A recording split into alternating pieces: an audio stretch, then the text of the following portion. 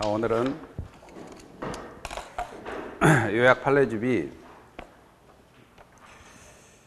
위험부담이죠. 178페이지 아닌가요? 맞죠? 위험부담.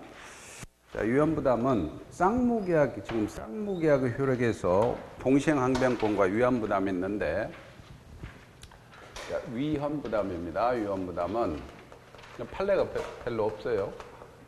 그래서 갑이라는 사람이 있다, 을이라는 사람이 있다 했을 때 건물이 있다. 요건 착오가 있다. 9월 1일 날 계약을 했는데 10월 1일 날 인도해 주고 그랬어. 근데 9월 5일 날이니까 후발적이죠. 후발적 불능이 있단 말이에요. 후발적으로 목적이 불능이다. 그러면 계약 자체는 유효합니다. 그러나 채무자가, 이 집주인 채무자가 넘겨줄 채무자가 과연 고의과실이 있느냐, 책임 있느냐 없느냐에 나눠집니다. 있다면 채무불량이 되는 거예요. 채무불량이 되니까 을은 갑한테 계약을 해지하고 손해배상 청구할 수 있어요. 손해배상. 근데 책임이 없으면 갑의 입장에서는 집 인도를 면하죠. 그래서 집 인도를 면하는 대신에 집값을 청구할 수 없겠죠. 이런 문제가 발생하는 것을 우리가 위험부담이다. 요 위험이라는 건 이 집값 대가위험입니다. 대가위험은 갑 채무자가 부담합니다. 채무자인 갑이 부담한다. 그래서 대가위험은 채무자가 부담합니다. 그러나 만약에 이게 이제 537조죠. 537조에서 근데 537조를 보면 거기에 근거 조문이 쌍무계약 당사자 일방이 당사자 쌍방의 책임이 없죠. 그럴 때 이행할 수 없게 된 때 채무자, 저기 갑은 대가 이행을 청구할 수 없어요. 집값 청구할 수 없죠. 근데 이항 보세요. 537조가 아니고 8조입니다. 8조인데 그 뒤에 7조가 아니고 8입니다. 쌍무계약 당사자 일방의 채무가 채권자의 책임 있는 사유로 이행할 수 없게 된 때는 채무자는 청구할 수 있다. 채권자의 수령지체 중에 쌍방 책임 없는 사유로 이행할 수 없는 경우에도 또 이 이행을 청구할 수 있다. 전항 청구의 채무자는 자기 채무를 면함으로 얻은 이득을 채권자에게 상환해야 된다. 이게 무슨 말이냐면 이 집이 불난 데 대해서 채권자가 집을 불을 냈어요. 매수인이 불냈어. 매수인이 불냈으면 채무자의 책임이 없으니까 갑은 집값 청구할 수 있죠? 네? 집값 청구할 수 있죠? 채권자가 불냈으면 집값 청구해야 되죠. 아니면 갑이라는 사람이 뭐 등기소를 가지고 자, 집 인도에 가라고 했어. 근데 이 사람이 안 받아가. 그러면 을이 수령지체에 빠졌죠. 수령지체에 빠졌는데 집이 산불이 나서 다 불났다. 그러면 그때도 갑은 을한테 집값을 청구할 수 있다는 거죠. 그러나 갑은 채무를 면함으로 얻은 이득이 있다면 이득은 갑한테 집값은 청구할 수 있으면 반환해줘라 이 말이죠. 만약에 이 갑이 등기를 해줬다면 만약에 대때 등기해줬다면 법무사 비용이 들어가죠. 법무사 비용 들어가잖아요. 그럼 법무사 비용은 자기가 면함으로 얻은 이득이죠. 법무사 비용에 상당한 비용은 갑은 을한테 반환해야 된다. 이런 겁니다. 자, 그래서 그 근거 조문이고요. 밑에 별 문제 없습니다. 거기 보면 조문을 그대로 해석한 거니까 오른쪽에 판례가 39번 3번 나왔죠. 채무자의 귀책 사유로 이행불능 시 채무자의 귀책 사유죠. 채권자는 계약 해지하고 손해배상 청구할 수 있다. 40번 판례는 아직 나오지 않았지만 보세요. 만약에 이 사례를 그대로 적용하자면 갑이라는 사람이 있고 을이라는 사람이 있습니다. 그럼 이게 노무자입니다. 노무자는 우리 근로자는 회사에다가 을회사에다가 노무를 제공합니다. 노무 제공하고 이 사람은 연봉 7천을 준다. 연봉을 준다. 봉급을 준다. 그럼 이때는 쌍무계약이죠. 쌍무계약이죠. 그러나 만약 회사가 이 갑을 부당 해고해 버립니다. 부당 해고한다. 부당 해고한다. 그래서 노무를 제공 못했어요. 그러면 이건 어디냐면 을이라는 사람이 불낸 거하고 똑같죠. 예? 불낸 거하고 똑같죠. 그러니까 이 갑이라는 사람이 부당 해고 청구 소송을 제기해서 1년 동안 싸워가지고 나중에 이겼어. 그래서 복직이 됐어. 1년 후에. 그러면 어떻게 됩니까? 1년 동안 못 받은 부당 해고로 인한 연봉 7천만 원은 청구할 수 있죠. 1년 동안. 이해가죠? 예. 그러나 무슨 말인지 알죠? 예? 부당해고 복직됐다면 회사가 책임이 있잖아. 그러니까 집값 청구할 수 있듯이 연봉 청구할 수 있다는 거예요. 이해가죠? 그러나 만약에 이 갑이라는 사람이 이 싸우면서 이게 놀기 힘들어요. 애들 또 학비는 줘야 되니까 짜장면 배달을 했어. 그래서 한 달에 200만 원씩 벌어가지고 이게 1년이면은 2,400이죠. 2,400을 벌었어. 그러면 자기 채무를 면함으로써 얻은 이득이죠. 쉽게 말하면 법무사 비용이란 말이에요. 그러니까 여기에 7천에서 삭감해야 되죠. 네? 그러니까 4,600만 지급하면 된다 이거지. 이해가죠? 그게 지금 40번 판례입니다. 사용자의 규책 사유. 회사가 부당 해고했어요. 그래서 근로자가 해고 기간 중 다른 직장의 종사에 얻은 이득. 아까 짜장면 배달해서 2,400 벌었죠. 그러면 이거는 채무를 면함으로 얻은 이득이니까 위 사용자 회사는 근로자의 해고 기간 중 임금 아까 7천에서 위 금액 공제할 수 있죠. 2,400 공제할 수 있죠. 그 다음에 이제 제3자를 위한 계약입니다. 제3자를 계약인데 여기 그 이전에 문제를 한번 보면은 거기에 1번 문제 보세요. 프린트 기출문제. 여기서는 이제 대상 청구권이란 말이 나옵니다. 자 봅시다. 이게 토지다. 이게 토지였는데 만약에 이 토지가 1억에 계약했는데 계약 체계로 인도 전인데 여기에 국가에 수용돼 버렸다. 수용돼 버렸다면 보상금이 나오죠. 보상금. 그럼 이게 내가 1억에 샀는데 보상금이 1억 3천 나왔다. 3천 나왔다. 그럼 어떻게 됩니까? 을이라는 사람은 생각이 달라지죠. 내가 1억 줄 테니까 1억 3천 넘겨라. 청구할 수 있겠죠. 대상 청구권이라고 해요. 1억 3천을 갑이 가져갔다. 그러면 1억 3천 넘겨라. 내가 1억 줄 테니까 청구할 수 있겠죠. 그런 문제가 발생합니다. 그래서 1번 보면 기출문제. 갑과 을이 을 소유 주택에 대해 을 소유입니다. 을 소유니까 을이 채무자입니다. 주택의 매매 계약을 체결했는데 주택이 계약 체결 후죠. 후발적 불록이죠. 소유권 이전 등기 인도 전에 소실되었습니다. 틀린 걸 놓으시오. 갑과 을의 책임이 없어요. 소실되었습니다. 그러면 채무자 을은 갑에게 대금을 지급을 청구할 수 없죠. 맞죠? 2번입니다. 갑과 을의 책임이 없어요. 소실됐죠. 을이 계약금을 이미 수령했어. 계약금 수령했다면 받은 거 부당이득 돌려줘야죠.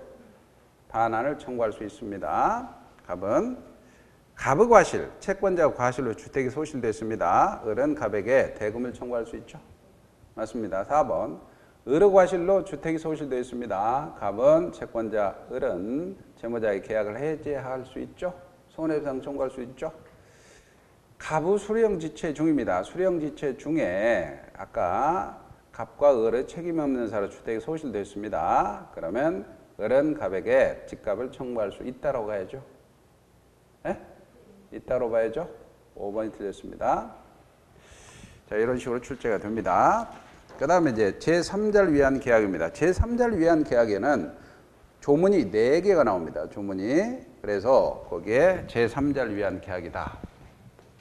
갑이라는 사람, 을이라는 사람, 병이라는 사람이 있습니다. 그럴 때 이게 내가 집을 너한테 팔 테니 그 집값 1억을 병한테 주라. 이 제3자를 위한 계약입니다.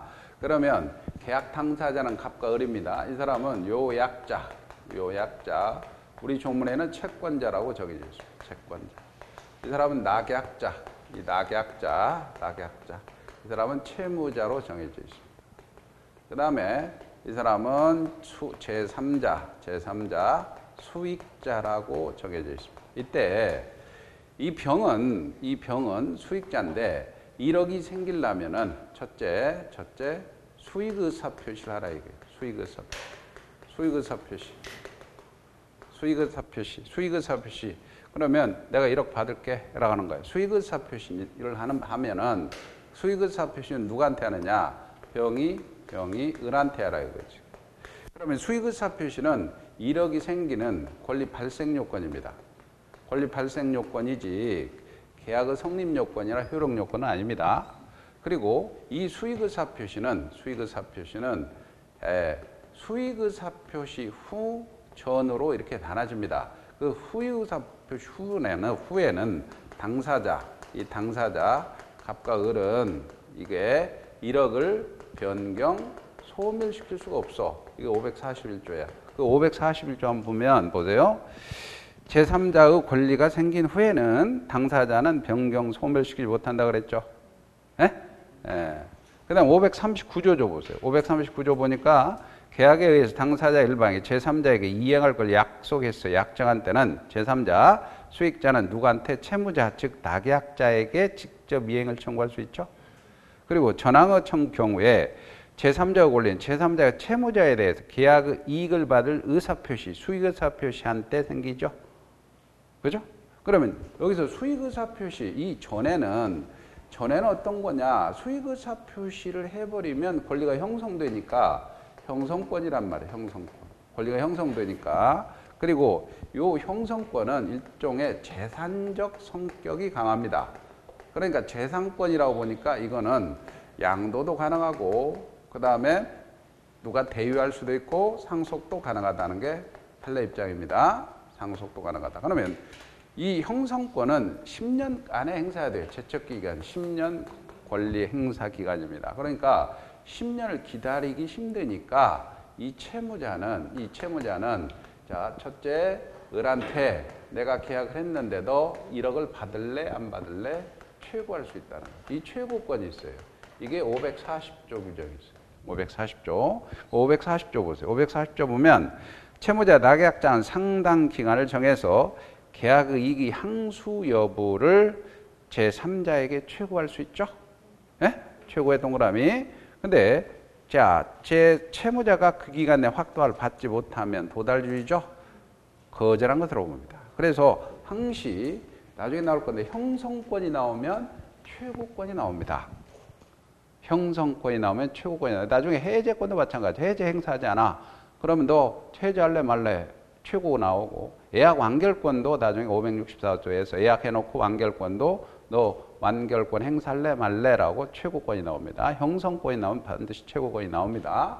그럴 때 최고할 수 있습니다. 그때 아까 요거 너 받을래 안 받을래 향수 여부를 최고했었는데 상당한 기간 동안에 이 확답이 도달하지 않아 그러면 거절한 것으로 본다 그랬죠.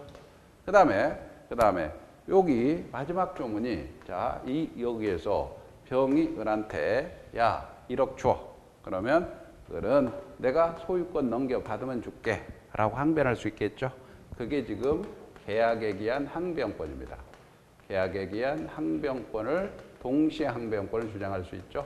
이게 이제 542조입니다. 542조 마지막 조문이죠. 542조 보니까 채무자 낙약자는 요약자와의 계약에서 발생한 항변으로 그 이익을 받을 제3자에 대항할 수 있죠. 네? 자, 여기까지가 이게 근거 조문이단 말이에요. 그러면 여기 근거 조문을 바탕으로 이제 판례가 나옵니다. 판례가 첫째, 두 번째, 이 사람이 과연 병이 이 매매 계약을 해지할 수 있느냐? 해제할 수는 없어요. 왜? 당사자가 아니잖아요. 취소도 안 됩니다. 그래서 우리 판례가 이제 자, 제3자는 그 매매 계약을 해제 취소 못합니다. 두 번째, 이 취소하는 사람은 이 낙약자는 취소할 수 있죠. 자기는 1억을 줬는데 갑이 돈을 안 주면 해제할 수 있고 계약 당사자니까 사기를 당했다면 취소할 수도 있죠. 그 다음에 갑도 만약에 자기가 해지할 수 있죠. 해지할 수 있죠. 왜? 1억을 집을 줬는데 1억을 안 준다. 해지할 수 있죠. 그런데 여기서 판례가 요약자가 해지했을 때 요 제3자가 수익의사 표시를 했을 때 과연 제3자의 동의가 있어야 되느냐? 동의는 얻을 필요가 없다는 게 판례 입장이고, 그 다음에 만약에 요약자가 해제했을 때 판례가 요약자가 해제 시에 제3자가 손해를 입었다. 그러면 그 손해를 제3자는 낙약자에게 손해배상을 청구할 수 있다는 게 판례 입장입니다. 손해배상을 청구할 수 있다. 이렇게. 낙약자는 즉 요약자가 해제 시에 제3자가 손해를 입었어. 그러면 낙약자가 손해배상을 청구할 수 있고요.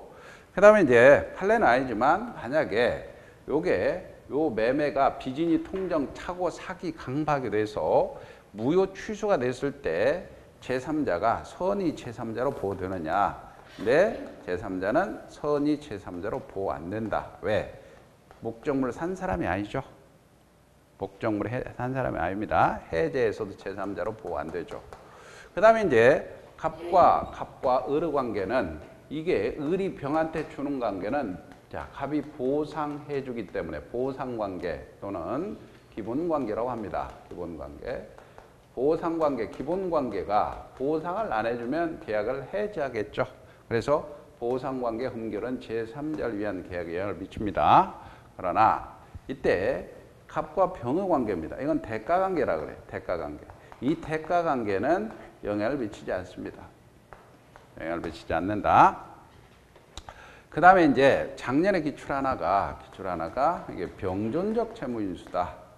기출 판례가 병존적 채무인수는 제3자를 위한 계약으로 봅니다. 근데 면책적이다. 면책적 채무인수라든가 이행인수는 제3자를 위한 계약으로 안 본다. 이게 작년 기출 판례입니다. 왜냐하면 제3자를 위한 계약은 권리가 생겨야 되거든요. 권리가 생겨야 되는데 병존적은 갑이라는 사람이 있고 을이라는 사람이 있다 했을 때 이 사람이 채무자야, 채무자. 이 사람이 채권자야, 채권자. 근데 이 채무자가 1억의 빚을 지고 있는데 자, 갑의 친한 친구 병이 네가 힘들면 나도 갚겠다라고 해서 이 병이 병존적으로 채무를 인수해서 갑한테 나도 갚겠다 하는 거야. 그러면 이게 병존적 채무를 인수하는 겁니다. 그러면 이 제3자, 갑, 병 이외의 채권자는 제3자니까 요 제3자가 권리가 생기는 거죠. 근데 면책적은 너 빠져라, 내가 갚겠다. 그러면 새로 생기는 게 아닙니다. 면책적은. 그리고 이행인수는 둘만의 약정이야. 이리 화살표 가지 않아. 그래서 병존적 채무인수만 제3자를 위한 계약이다. 자, 교재 봅시다. 교재 보면 그 의, 요건 이런 것들은 보시고요. 넘겨보세요. 넘겨보시고 판례 41번 봅니다. 41번. 기본계약이 해제됩니다. 기본계약 해제, 매매계약이 해제되죠. 낙약자가 제3자에게 급부한 것에 대해서 해제계약에 의한 원상회복 또는 부당이득을 원으로 제3자에게 반환을 청구할 수 없다. 이게 판례죠. 요게 1억을 줬다 합시다. 그러면 매매계약 해제된다 하더라도 계약 당사자 원상회복은 갑과 을해야 되지. 이거 준 거 내놔라. 이렇게 청구할 수 없다는 겁니다. 에? 계약 당사자가 아니니까. 그래서 그 밑에도 보니까 수익자는 계약 해제권이나 해제를 원인으로 원상회복 청구권이 없다는 거. 판례 42번. 제3자를 위한 계약의 당사자 아닌 수익자, 즉 제3자는 해제권이나 해제를 원인으로 원상회복 청구권이 없습니다. 그 다음에 43번 판례 보세요. 낙약자는 요약자, 수익자의 법률관계, 요약자, 수익자는 대가관계죠. 대가관계 항변으로 수익자에게 대응하지 못하고 요약자도 대가관계 부존재나 효력 상실 이유로 자신이 기본관계에 의해서 낙약자에 부담하는 채무이행을 거부할 수가 없습니다. 그러니까 요 대가관계는 영향을 미치지 않으니까 이 대가관계 없어졌다 손치더라도 을은 나 1억 못 준다. 그렇죠? 갑은 나 집 못 넘겨준다. 이렇게 할 수 없다는 거죠. 그래서 물의식에 보니까 대가관계 흠결은 제3자를 위한 계약에 영향을 미치지 않습니다. 44번 판례 보세요. 제3자를 위한 계약에서 수익자, 수익의 의사표시란 수익자는 낙약자에게 직접 이행을 청구할 수 있을 뿐만 아니라 요약자가 계약을 해제 시에 낙약자에게 자기가 입은 손해배상을 청구할 수 있다. 아까 손해배상 청구할 수 있다 그랬죠? 제3자는 낙약자에게 손해배상 청구할 수 있습니다. 그 다음에 판례 45번 제3자를 위한 유상쌍무 계약의 요약자는 채무불이행력으로 제3자의 동의 없이도 해지할 수 있죠. 요약자는 제3자의 동의 없이도 해지할 수 있죠. 네? 그 다음에 46번입니다. 판례 계약의 당사자가 제3자에 가진 채권에 대해 채무 면제를 한 계약도 제3자를 계약으로 유효하다. 가령 요 을이 병한테 1억의 밭을 받을 채권이고 이게 빚을 지고 있다면 갑이 자, 집을 1억짜리 줄 테니까 채무 면제해라 라고 할 수 있겠죠. 그 다음에 채무자와 인수인 계약으로 체결된 병존적 밑줄입니다. 병존적 채무인수는 제3자를 위한 계약으로 볼 수 있다. 다른 말로는 중첩적이라고도 합니다. 중첩적 채무인수는 제3자를 위한 계약인데 그 밑에다가 면책적 채무인수 X, 이행인수 X라고 쓰세요. 면책적이다, 이행인수다. 그러면 제3자를 위한 계약이 아닙니다. 자, 그렇게 했으면 자, 기출문제 한번 봅시다. 이 정도만 하면 문제는 어느 문제도 풀립니다. 2번 보세요. 2번. 프린트 2번. 제3자를 위한 계약의 설명으로 틀린 걸 고르시오. 수익자는 계약 해제권이나 해제를 원인으로 원상회복 청구권이 없죠? 맞죠? 2번. 수익의사 표시로 수익자는 낙약자에게 직접 이행을 청구할 수 있죠? 맞습니다. 3번. 낙약자는 요약자와의 계약에서 발생한 항변으로 자, 수익자에게 대항할 수 있다, 없다? 없다. 맞아요? 계약이야기는 항변권이잖아요, 이거. 요거 계약이야 항변권 할 수 있죠? 에? 낙약자는 요약자, 이 낙약자는 요약자와 가는 항변이니까 낙약자는 요약자, 내가 집을 안 주면 돈 못 준다. 항변할 수 있잖아요. 집 안 주면 못 준다 할 수 있죠? 틀렸습니다. 이게 작년 기출입니다. 채무자와 인수인 계약으로 체결되는 병존적 채무인수는 제3자의 계약으로 볼 수 있죠. 에? 병존적은. 자, 계약 당사자가 제3자의 기간에 대해서 제3자에 대해서 채권에 대해서 채무를 면제하는 계약도 제3자를 위한 계약으로 유효하죠. 유효하죠? 자, 제3자를 위한 계약 끝났습니다. 보시고 그 다음에 이제 해제로 갑니다. 해제는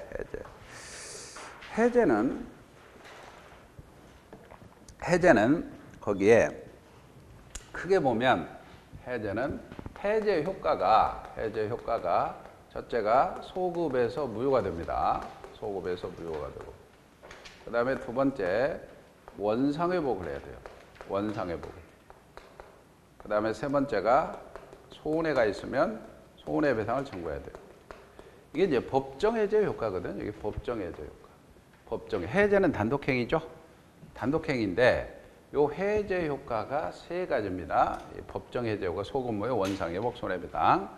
그럴 때 이제 해제권이 어떻게 발생하느냐? 해제권의 발생을 원인을 봤더니 이게 두 가지입니다. 첫째가 이게 약정 해제권이 있고요. 해제가 약정에서 발생하는 약정 해제, 법에서 발생하는 법정 해제가 있습니다. 법정 해제. 근데 이제 법정 해제는 뭐냐면 이게 채무불이행이 돼야 돼요. 채무불이행이.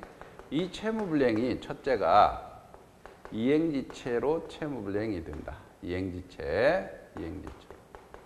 안 준다 이게요. 두 번째 이행불능이다. 못 준다 이게. 집이 불나서 이행불능으로. 세 번째가 불안전여행이다. 불안전여행으로. 네 번째가 채권자 지체다. 채권자 지체. 채권자 지체로. 그 다음에 다섯 번째가 뭐 사정 변경으로 해지할 수 있느냐. 사정 변경으로 해지할 수 있느냐. 여섯 번째가 부수적 채무불이행으로 해지할 수 있느냐. 이런 문제가 발생합니다. 그런데 여기에 이행지체의 경우는 보통 이행지체가 있어요. 보통 이행지체. 보통 이행지체. 그리고 정기행위가 있습니다. 정기행위. 정기행위는 결혼식장에 꽃 배달. 결혼식장에 꽃 배달. 결혼식장에 꽃 배달은 그 정해진 시간에 가야 되죠. 그죠? 그럴 때 만약에 보통 이행지체는 잔금을 안 준단 말이에요. 잔금을 안 준다. 그러면 어떻게 합니까? 상당 기간을 정해서 최고를 하느냐 마느냐. 이제 최고 상당 기간을 정해서 최고를 하고 해제하라 이거지. 근데 거절 의사가 명백해. 절대 안 주겠다. 거절 의사가 명백하다면 최고 없이 해제할 수 있죠. 그 다음에 결혼식장 꽃 배달을 했는데 그 제때에 안 온다. 그러면 최고 없이 해제하죠. 그죠? 그러나 해제 의사 표시는 하라.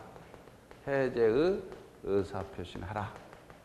요게 기출이고요. 이행불능이다. 이행불능이라면 집이 불났어. 그러면 최고 없이 해야죠. 최고 없이. 근데 여기 판례가 목적물에 가압류가 되었어요. 목적물에 가압류가 됐다. 뭐 근저당이 됐다. 집에 근저당 가압류는 이행불능 보지 않습니다. 이행불능 보지 판례죠. 불완전이행은 이 불완전이행은 완전이행이 가능하다. 완전이행이 가능하냐? 완전이행이 불가능하냐? 두 가지로 한다. 가능하다면 최고해야 되고 불가능하다면 최고할 필요 없어요. 채권자 지체는 채무자가 채권자에게 이행을 했는데 안 받아. 그러면 어떻게 됩니까? 채무자가 한 번 더 최고라고 해제하라. 사정 변경으로는 원칙이 해제 안 되고 부수적 채무 불이행도 원칙이 안 된다는 겁니다. 이게 이제 요거가 근거 조문이 있으니까 거기에 지금 총설에 거기에 큰 2번의 법정 해제권 발생이죠. 거기에 544조가 있습니다. 보통 이행지체죠. 당사자 일방이 채무 이행하지 아니한 때는 상대방 상당 기간을 정해서 최고하고 그 기간 내에 이행하지 않으면 해제할 수 있죠. 그러나 채무자가 미리 이행할 의사를 거절해 표시했어. 미리 이행하지 않을 표시했다면 최고를 요하지 않죠. 그 다음 545 정기행위입니다. 정기행위는 각각 결혼식장의 꽃배달, 계약의 성질, 당사자 의사표시에서 일정한 시일, 일정한 기간 내에 이행하지 아니하면 목적을 달성할 수 없어요. 그럴 때는 전조를 최고를 요하지 않고 해제할 수 있죠. 근데 해제 의사표시는 해야 됩니다. 해야 된다. 그 다음에 거기에 오른쪽에 48번 판례를 보세요. 나머지는 보시고 계약상 채무자가 이행을 하지 않을 의사를 명백히 표시했어. 잔금 안 주겠다고. 그죠? 잔금한다고 명백히 표시했습니다. 그러면 채권자는 신의 성시 원칙상 이행기 전이라도 최고 없이 이행 거절을 이유로 해제할 수 있죠. 그 다음에 가부 규책 사유로 인해 이행지체를 이유로 해제한 을입니다. 해제한 을이 해제했어. 그러면 소급에서 무효가 됐죠. 근데 계약이 존소감을 전제로 갑에게 이행을 구하는 경우 갑은 너 해제했잖아. 그러니까 거절할 수 있다 없다? 있죠. 그 다음에 50번. 최고 기간이 상당하자. 상당 기간을 정해놓고 최고하라고 했는데 상당 기간을 정하지 않고 최고했다. 최고 동그라미. 최고 효과는 발생합니다. 그러나 상당 기간 경과회 해제권이 발생하죠. 546조입니다. 이행불능이죠. 채무자가 책임 있는 사유 이행불능하게 될 때는 채권자는 해제인데 최고 없이 해제할 수 있죠. 최고 없이 해제할 수 있습니다. 그 다음에 그 51번 판례 보세요. 매수인이 목적물에 가압류 밑줄입니다. 가압류되었다 하더라도 이행불능이 아니란 말이에요. 가압류는 이행불능이 아닙니다. 따라서 매매 계약을 해지할 수가 없습니다. 그 다음에 52번 판례 쌍무 계약에서 일방이 이행 제공하더라도 이행할 수 없음이 명백하다. 이행 불능 여부는 해제 시 기준입니다. 해제 시. 작년 기출 판례죠. 이행이 불능이냐 불능이 아니냐 기준은 해제 시 기준입니다. 그 다음에 넘겨보세요. 28회 기출이고요. 넘겨보시면 다음 페이지 보면 다음 페이지 거기 판례 53번 부수적 채무불이행으로 계약을 해지할 수 있다 없다? 없다. 가령 시험 문제 나온 게 모래시계가 임차인 갑이 을에게 전대한 후 전대차 보증금을 수수하면서 전대차 보증금 반환을 담보하기 위해서 갑의 담보 제공, 갑의 담보 제공 이게 부수적 채무란 말이죠. 그렇기 때문에 약정을 했는데 수행하지 않았다. 그렇다고 임대 계약을 체결할 수 없다는 거죠. 해제권 행사입니다. 해제권 행사는 거기에 543조 보세요. 계약의 해지 법률 규정에서 당사자 일방이나 쌍방이 해지하는 권리가 있을 때는 상대방에 대한 의사표시를 하라. 그리고 해제 의사표시, 해지 의사표시는 철회하지 못한다. 이것도 한번 나왔죠. 547조가 작년의 기출인데 해제를 할 때, 해제할 때 갑이라는 사람이 있고 을병이 있다. 그럴 때 이 집이 있다. 그런데 만약에 을병이 잔금을 안 준다. 그러면 해제할 때는 을병한테 전원에게 해제하는 겁니다. 그리고 만약에 이게 소유권 넘겨주지 않는다. 그러면 을병이 해제할 때는 전원이 해제하는 겁니다. 동시에 할 필요 없습니다. 전원한테 전원이. 이게 이무규정이야. 특이하고 배제할 수 있고. 한 사람의 해제권이 소멸하면 다른 사람도 소멸한다는 게 이게 547조 작년 기출이죠. 547조 옆에다가 이무규정이라고 쓰시고요. 당사자 특약으로 배제할 수 있습니다. 당사자 일방 쌍방이 여러 사람이다. 해지나 해제는 전원으로부터 전원에 대한 태하라. 근데 작년 기출 모래시계 보세요. 당사자 쌍방이 여러 사람이다. 수인이다. 해제 의사 표시는 1인에 대해서 하더라 효력이 있다면 틀린 질문이죠. 그렇게 나옵니다.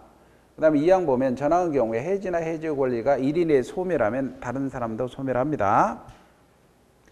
그 다음에 거기 54번 아까 판례 발생에서 3절 보시고 해제권의 효과가 중요하죠. 해제권의 효과는 이제 548조입니다. 법정해제 효과입니다. 당사자 일방이 해제한 때는 당사자는 원상회복 의무가 있습니다. 그러나 제3자 권리, 이게 제3자 권리하지 못한다. 이게 중요하죠. 그래서 원상회복이 있어요. 그러나 여기서 근거조문에 548조 1항 단서에서는 제3자의 권리는 해하지 못한다. 이렇게 해하지 못한다. 이렇게 규정합니다. 제3자는 보호된다는 거죠. 이게 중요하죠.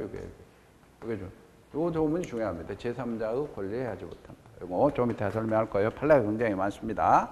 그 다음에 전항의 경우 받은 금전에는 받은 날로부터 이자 줘봐라. 받은 날로부터 이자. 이 받은 날로부터 이자입니다. 그리고 이자는 부당이득이다. 그리고 549조는 원상회복과는 동생관계고 551조는 해제는 손해배상 청구에 영향을 미치지 않는다. 서로 병종관계라는 얘기죠. 그러면 결국은 뭡니까? 해제 효과는 소급무효, 원상회복, 손해배상이요. 그리고 요 제3자가 권리 못하고 548조 2항에서는 받은 금전이 있으면 거기 이자를 지급해서 반환하라 이거죠. 그죠? 됐죠? 그럼 여기서 이제 소급무효 관련해서 지금 소급무효 관련해서는 판례가 갑이라는 사람이 있다. 건물이 있다. 근데 을한테 매매를 했어요. 매매를 했어. 근데 소유권 넘겨줬습니다. 근데 만약에 을이 어떤 사유로 잔금을 안 준다. 자, 잔금을 안 받고 소유권 넘겨줬어. 왜? 을을 믿었기 때문에. 근데 잔금은 안 준다. 그럼 매매계약을 해지하죠. 해지해버리면 소급에서 무효가 되니까 그때 말소 등기 없이 휙 넘어온다 그랬죠. 말소 등기 없이 넘어옵니다. 187조 물권 변동이죠. 물권적 효과설입니다. 물권적 효과설. 말소 등기 없이도 소유권이 넘어온다. 말소 등기 없이도. 187조한 물권법에서 배웠습니다. 187조한 물권 변동이죠. 그럴 때 말소 등기 없이 휙 넘어와 버립니다. 그러면 소유권이 넘어와서 이 등기는 소유권에서 말소 청구죠. 근데 만약 이 사람이 지금 중도금을 받았고 중도금 4천 받았습니다. 중도금 4천. 잔금은 안 주니까 소유권 해제해 버렸겠죠. 그리고 계약금도 받았겠죠. 이렇게 5천만 원. 그럴 때 해제해 버리면 원상회복이니까 이 4천 돌려주고 5천 올려주고 5천 돌려주고 물론 이제 계약금이 위약금 약정했다면 이거는 해약금으로 몰수 즉 손해배상으로 몰수할 수 있습니다. 요건 그렇게 됐다면 4천은 돌려주는데 4천에 이자를 지급하라. 4천에 이자 지급. 그리고 서로 돌려주는 게 이게 동생관계인데 원래 동생관계에 있다면은 이행지체가 안 되니까 이자 지급할 필요 없죠. 동생관계 저번에 배웠죠. 근데 이 이자가 무슨 이자냐? 이게 이행지체 이자라면 이게 틀린단 말이에요. 이행지체의 이자가 아니고 부당이득의 이자라는 거예요. 부당이득. 이렇게 부당이득. 이게 판례고. 그 다음에 만약에 해제인데 그 사이에 해제 전에 팔았어. 제3자가 등장합니다. 제3자가 등장. 근데 이 제3자는 해제 의사표시에서 새롭게 이해관계를 맺었고 플러스 등기나 인도까지를 완전히 갖춘 사람을 의미합니다. 그렇기 때문에 요 소유권을 넘겨받은 사람으로부터 산 사람, 매수인, 제3자죠. 또 전세권자 등기했겠죠. 제3자죠. 뭐 가등기권자도 제3자겠죠. 가등기권자. 또 목적물을 가압류한 사람도 제3자겠고 목적물을 가처분한 사람도 제3자일 거고 이렇게 다 제3자입니다. 저당권 설정한 사람도 제3자. 등기나 인도가를 갖추야 돼요. 근데 등기를 안 갖추고 대항력을 갖췄다. 대항력을 갖췄다. 즉 주택을 인도받고 전입신고했어. 이럴 때도 제3자로서 보호된다는 거죠. 그래서 이 제3자는 이처럼 이 세제 의사표시에서 새롭게 이해관계를 맺었고 등기와 인도를 갖춘 사람인데 등기를 갖추지 않더라도 대항력 갖춘 사람은 보호된더라. 근데 제3자가 아닌 사람들이 있어요. 만약 이 사람이 등기를 안 했다고 합시다. 등기를 안 했고 의리갑한테 소유권 내놔라 라고 소유권 이전 청구권이 있어. 소유권 이전 청구권은 채권이에요. 채권. 그죠? 이 채권을 양수한 사람, 채권을 산 사람, 채권에 가압류한 사람, 채권에 가처분 받은 사람 이런 것들은 이 채권이라 들어가면 제3자가 아닙니다. 제3자가 아닙니다. 그 다음에 만약에 토지를 팔았어. 이렇게 토지를 팔았고 소유권 넘겨줬는데 을이 거기다 건물 지어서 건물 산 사람이에요. 건물 산 사람. 건물 산 사람은 제3자가 아니다. 토지 산 사람은 제3자죠. 건물 산 사람, 토지 위에 건물 산 사람 제3자가 아니다. 이런 것들이 나옵니다. 그 다음에 이 제3자는 취소 생각해 보세요. 취소는 사기로 취소했을 때는 선이 제3자에 대하지 못하죠. 선이라는 말이 나왔죠. 에? 차고사기 강박. 그런데 문제는 해제는 제3자 앞에 선의가 안 붙었죠. 선의가 안 붙였죠. 548조랑 단속. 그러나 제3자가 해야지 못한다고 그랬죠. 그렇기 때문에 우리가 만약에 해제 전이라면 이 사람이 이 해제 사유가 있다는 사실을 몰랐던 알았던 다 보호하자는 취지 아니냐. 그러나 만약에 해제 후 말소 등기 전이라면 해제 후 말소 등기 전이라면 제3자는 선의자만 보호하자. 이게 선의자만 보호하자. 이게 판례 입장이죠. 판례 입장이다.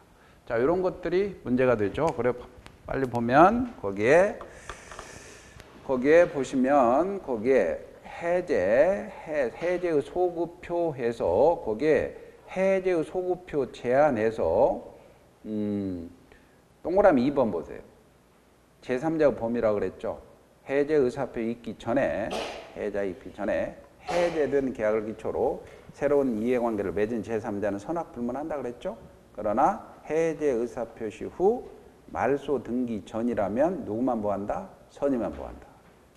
그 다음에 동그라미 3번에 구체적인 예 왕별 표하시고 제3자에 해당되는 경우입니다. 그 보니까 계약상은 채권 동그라미 채권 양수한 사람은 제3자가 아닙니다. 해제 소멸하는 계약상 채권 동그라미 채권 자체를 압류한 사람도 제3자가 아니죠. 근데 동그라미 10번 보면 계약 해제 시 대항력 갖춘 임차인 제3자입니다. 해제 전 매수인으로부터 부동산에 가등기한 사람도 제3자죠. 해제된 계약 채무자가 책임재산에 가압류한 사람도 제3자입니다. 자, 이런 것들이 있으니까 참조로 보시고 넘겨보세요. 넘겨보시면 다음 페이지에 거기 이제 판례 56번입니다.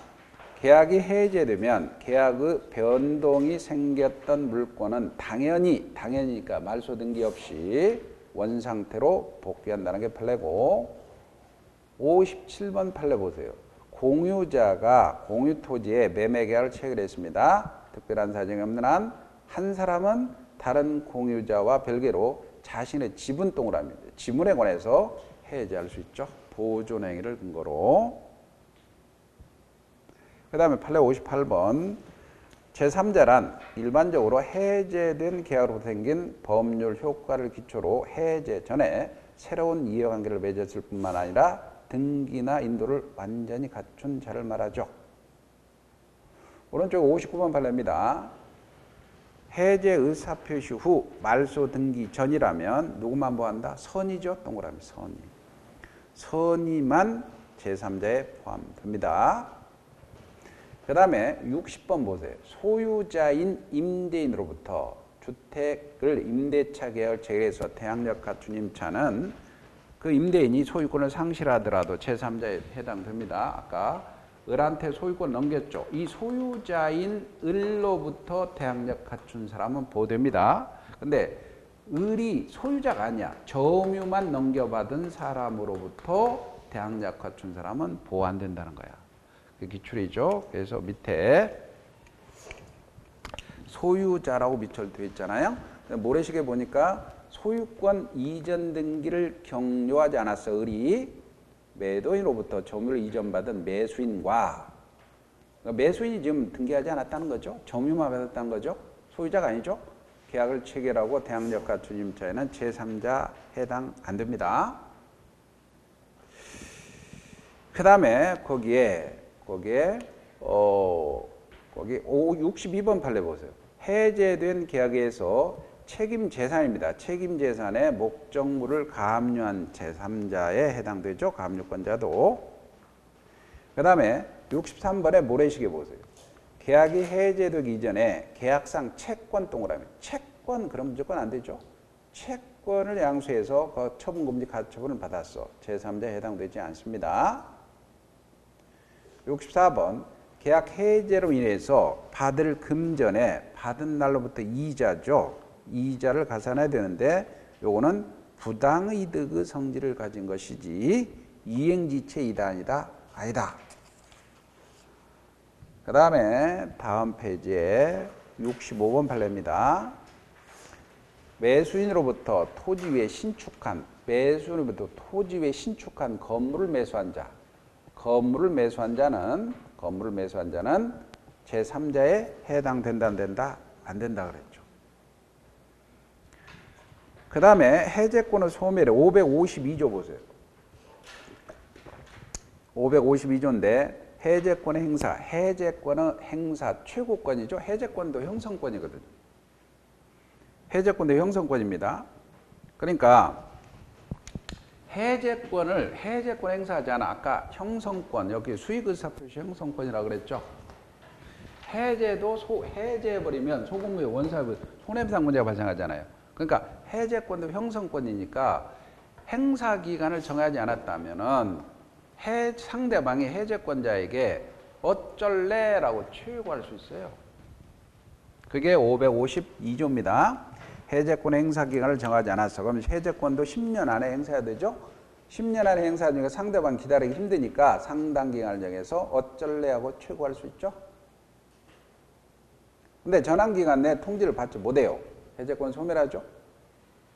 553조도 한번 나왔습니다. 해제권자가 고의 과실로 계약의 목적물이 현저히 훼손되거나 반환할 수 없게 된 때 또는 가공이나 개조로 다른 종류 물건으로 변경된 때는 해제권을 소멸합니다. 그 다음에 조금 쉬었다 할까요? 네, 좀 쉬었다 합시다.